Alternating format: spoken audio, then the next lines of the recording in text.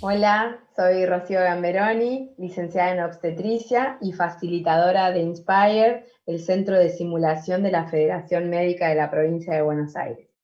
Estamos transcurriendo la Semana Mundial de la Lactancia Materna, que se celebra desde el 1 al 7 de agosto, todos los años, desde el año 1992.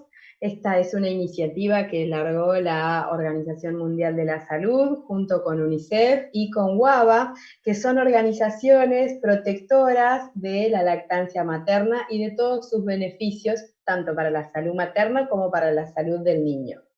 Esta semana se celebra en todos los países del mundo y la iniciativa es tratar de difundir estos beneficios, también difundir los perjuicios de no amamantar y sobre todo que el equipo de salud brinde apoyo a las mujeres que deciden amamantar. Sobre todo porque las fallas o los defectos dentro de la lactancia son puramente por falta a veces de información, de apoyo, de tiempo o de contención. Todas son solucionables y trabajables. Se recomienda que los niños tomen leche materna exclusivamente hasta los 6 meses y mantengan la lactancia después de los 6 meses combinada con alimentación complementaria hasta los 2 años o más. Esta recomendación es lo que nosotros denominamos la norma de oro, porque es una herramienta, un pilar muy importante dentro de la salud del niño. Ya está comprobado científicamente por muchas pruebas que un bebé alimentado a pecho no se enferma, si se enferma se recupera mucho más rápido, tiene muchísimos menos riesgos de padecer síndromes o patologías respiratorias, digestivas, desarrolla un vínculo muy importante con su mamá y también está demostrado que tiene un rendimiento, un coeficiente intelectual mucho más alto, un bebé que fue amamantado por leche materna y lo pudo mantener y sostener en el tiempo. Además del impacto económico en esa familia que decide amamantar. Las últimas estadísticas dicen que se ahorra un porcentaje muy importante del salario que ingresa a esa familia cuando se decide amamantar con leche materna y no se utilizan todos los accesorios como son la tetina, los esterilizadores, los polvos para generar la fórmula, la leche, el agua potable para formar esta leche o este sustituto. Así que amamantar tiene muchos beneficios y esto es lo que se celebra en esta semana. Y puntualmente en el 2020 lo que se quiere demostrar o la premisa de este año es el impacto en la ecología y también los beneficios que la lactancia materna tiene sobre la ecología o la contaminación ambiental. Amamantar no genera ningún residuo, no tiene ningún impacto sobre la ecología. En cambio, la alimentación artificial con suplementos sí lo tiene, desde el desgaste energético, el consumo de agua potable, la producción de plásticos para poder amamantar a nuestro hijo con estos accesorios. Todo eso tiene un impacto sobre la ecología muy importante y ese es el lema de este año. Hoy vamos a hablar de factores de riesgo dentro del embarazo. Específicamente vamos a hablar un poquito de diabetes gestacional y de hipertensión inducida por el embarazo. La diabetes gestacional, por ejemplo, es una alteración en el metabolismo de los hidratos de carbono. Aparece en mujeres que no venían teniendo esta alteración y por lo general aparece después de la mitad del embarazo. Transcurrido ya la primera mitad sin ninguna alteración, hay un análisis que se hace entre las 24 y las 28 semanas que se llama prueba de tolerancia oral a la glucosa, y ese puede venir alterado y eso nos da un indicio de que puede estar esta paciente comenzando a tener esta patología. También hay factores de riesgo asociados, como son antecedentes genéticos, antecedentes familiares, de que haya alguien en la familia que tenga esta patología, también haber tenido esta patología en embarazos anteriores, que haya cursado otro embarazo con diabetes gestacional, o también tener recién nacidos de un gran peso al nacer y que ese análisis haya salido bien. Significa que se hizo la prueba de tolerancia a la glucosa, salió bien, pero cuando nació el bebé, nació con un peso superior a los 4 kilos, que es dentro de la norma en lo que puede nacer un bebé de término. Esto podría ser algunos de los factores. Hay más y un poco más complejos, pero tener en cuenta que estos factores de riesgo a la hora de consultar hay que tenerlos en cuenta y sobre todo no dejar de hacer esta prueba. Sobre todo porque la diabetes es una enfermedad silenciosa, ¿sí? También en esta enfermedad, como hay un trastorno del metabolismo de los hidratos de carbono, juega un rol muy importante la alimentación y los hábitos higiénicos y dietéticos, ¿no? La actividad física. La embarazada puede salir a caminar y hacer actividad física, actividades aeróbicas, y esto ayuda mucho al metabolismo de los hidratos de carbono. Antes se creía que la embarazada tenía que comer por 2 y esto ya no es así, está demostrado científicamente, así que también ordenarse con las comidas, tener una correcta alimentación, un correcto control prenatal nos va a ir ayudando a detectar estos factores de riesgo y a usar alternativas o poner en juego estrategias para que no nos pase esto de subir por 2, porque la embarazada debe alimentarse correctamente, balanceadamente, y subir alrededor de 1 kilo, 1,5 kilos, máximo 2 por mes, no más que eso, ¿sí? La diabetes, vuelvo a esto, la diabetes gestacional es una enfermedad silenciosa que no da muchos síntomas, en realidad no da demasiados síntomas, la mujer transita su embarazo sin demasiadas complicaciones, evidentes, sin demasiados síntomas, pero sí tiene un gran impacto en la salud fetal, la diabetes gestacional. Entonces, por eso es que para nosotros la diabetes gestacional es una de las patologías más difíciles, más complejas, y sobre todo porque esto que guarda relación mucho con el autocuidado, con la higiene, con la nutrición, que es algo que por ahí en el control prenatal uno no lo puede detectar. Uno puede hablar y educar, pero tiene que tomar conciencia la embarazada y todo el ambiente familiar de este tipo de patologías, porque el cuidado es integral. Y con respecto a la hipertensión inducida por el embarazo, que es la otra que mencioné, también coincidentemente es una enfermedad que quizás aparece solo en el transcurso del embarazo, por eso se llama así, inducida por el embarazo. Ocurre en la segunda mitad del embarazo, pasadas las 20 semanas, y en este caso sí hay algunos síntomas que la mujer puede interpretar o puede manifestar. Uno es el dolor de cabeza muy sobre la frente o sobre la nuca, como una presión, muchas mujeres lo relatan como si fuera una especie de aturdimiento sobre la frente y sobre la nuca. También la visión borrosa o la visión doble, ver lucecitas, ver moscas, ver algo raro, como unas nubecitas, estrellitas, cualquier alteración visual que puedan estar teniendo tiene que llamarnos la atención y tienen que tomarse la presión.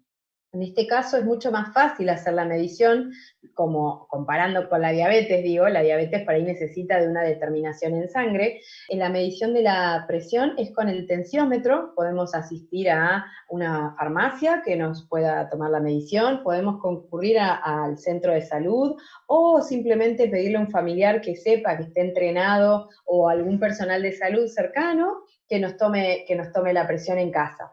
Si el valor supera los 140/90 o es igual o lo supera, debemos consultar, porque ese es el límite para determinar que uno tiene la presión dentro de valores normales o está subiendo.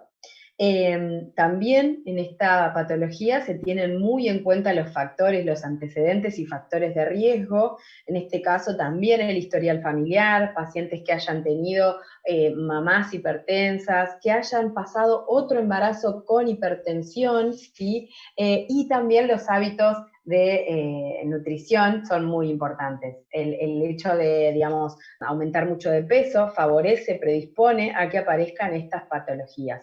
Por eso es muy importante el balance nutricional, seguir una correcta dieta, consultar con los profesionales en nutrición para que puedan hacernos una dieta acorde a nuestra edad gestacional, acorde a nuestro gasto metabólico. La embarazada puede hacer actividad física, pero no todas lo hacen, entonces no es la misma dieta para todas las mujeres. Y bueno, la hipertensión también causa impactos muy importantes en la salud fetal y también en este caso en la salud materna. Así que la hipertensión para nosotros es una patología que preocupa, es una patología que merece consulta quizás más frecuente y en algunos casos hasta medicación posterior al embarazo. Muchas veces estas dos patologías que menciono pueden llegar a manifestarse o ya quedar de manera crónica al finalizar el embarazo. O también pueden desaparecer una vez que nació el bebé. Actualmente, en el contexto de la pandemia que estamos padeciendo, no es recomendable la salida del hogar. Si bien hablé de la actividad física, si pueden hacerlo en lugares donde no haya tanta restricción, debería ser muy cercano al domicilio, quizás un recorrido muy corto, una vuelta a manzana, siempre con barbijo, manteniendo la distancia con el compañero o con otra persona que se encuentre en la calle. Y en los lugares, en las ciudades que están más afectadas y que tienen que mantener el aislamiento social y quedarse en casa, pueden armarse una dinámica, una rutina de actividad aeróbica dentro del hogar. Perfectamente la embarazada puede hacer actividad física, si su obstetra se lo permite, pueden hacer actividad física dentro de su hogar con un ambiente muy chico, no necesita un gimnasio muy grande, un espacio muy grande, con las cosas que tenemos en casa se puede hacer perfectamente. Por ahí puede hacer una actividad aeróbica de baile, si le gusta, hay muchas actividades, muchos tutoriales. También se pueden hacer algunas actividades en una colchoneta, en el piso, a veces con una silla, con el peso que tengamos a mano. Hay muchas formas de ejercitarse aún en pandemia dentro de casa y manteniendo todos los cuidados. Por supuesto que la recomendación para la actividad física es que su obstetra les permita hacer actividad física.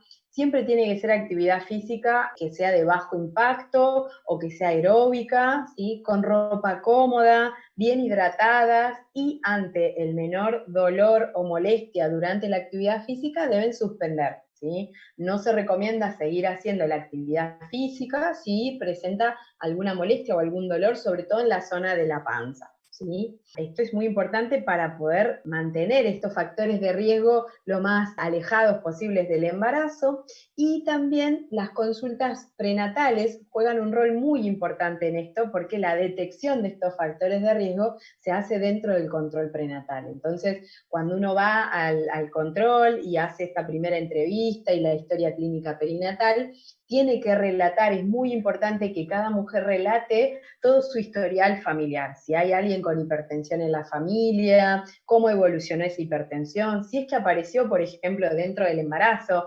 A veces algunas mamás me cuentan, mi mamá tuvo durante el embarazo, y eso es un factor muy importante. Por eso, aún en pandemia, los controles prenatales no deben suspenderse, los controles prenatales tienen que seguir manteniendo los cuidados, manteniendo la distancia social, las precauciones del barbijo, la utilización del barbijo, tapaboca, el lavado de manos, los turnos programados para poder distanciarnos de otras mujeres, de otras parejas que también asisten al control. El médico o la médica que nos asiste debería darnos un turno programado, tratar en la medida de lo posible respetar ese turno programado y que no se acumule demasiadas personas en la sala de espera. Lo mismo ocurriría para los análisis, cuando tienen que ir al laboratorio, deberían asistir con un turno programado, con la protección, mantener estas normas de higiene, ¿sí? Por seguridad, para alejarnos, digamos, de cualquier contacto de riesgo. y también para las ecografías. Las ecografías deben hacerse en cada trimestre con indicación del obstetra. Hay indicaciones que son por ahí por fuera de lo normal. Al detectarse estos factores de riesgo, puede que el obstetra necesite alguna ecografía más específica, más puntual, como es la ecografía Doppler, y estas ecografías también pueden hacerse en pandemia. Digamos, aún en pandemia no hay motivos para suspender ni el control prenatal ni los análisis complementarios o estudios complementarios dentro del cuidado del embarazo.